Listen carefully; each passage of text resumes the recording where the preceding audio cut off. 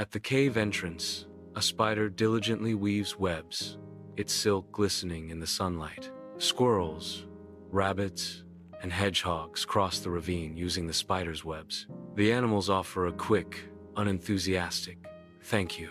Their gratitude seems perfunctory. The spider, weary yet fulfilled, retreats to her cave. I smile, warmed by the memory of aiding the creatures of the day. The twilight air vibrates with the chirping of crickets and the distant calls of animals. The spider walks along a dimly lit path, unaware of the dangers ahead. Suddenly, she gets her leg stuck in a thorny bush, the thorns piercing her leg. "Help!" she cries, but her voice is lost in the dark and ominous forest. No one hears her. In the dim cave, a spider lies helpless, her legs twisted in unnatural angles. A tiny ant, Annie, discovers the injured spider, her antennae twitching with concern. With unexpected strength, Annie helps the spider inch back into the cave's depths.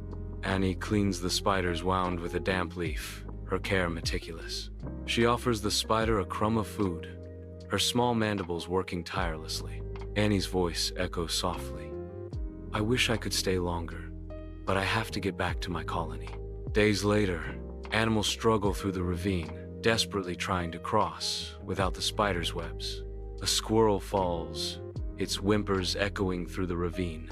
The other animals exchange worried glances, realizing how much they relied on the spider. A bird cries out, "We need the spider's help." "Where is she?" Annie leads the animals to the spider's lair. The spider lies weak and frail. With a sigh, the spider whispers, "I'm glad you came, but it's too late."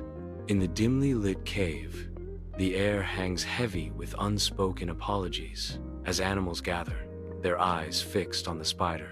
The spider's legs tremble, her web-spinning days seemingly numbered, as Rabbit speaks. "We're so sorry we took you for granted." The spider smiles faintly, a delicate web of wrinkles forming around her eyes, but her condition worsens. As the sun sets, the animals stand outside the cave, heads bowed in remorse. Annie the ant whispers, "We should have helped her when she needed us." The landscape darkens, shadows lengthening, a stark reminder of their regret. Enjoyed the video? Don't forget to like, subscribe, share with friends, and hit the bell icon so you never miss an update.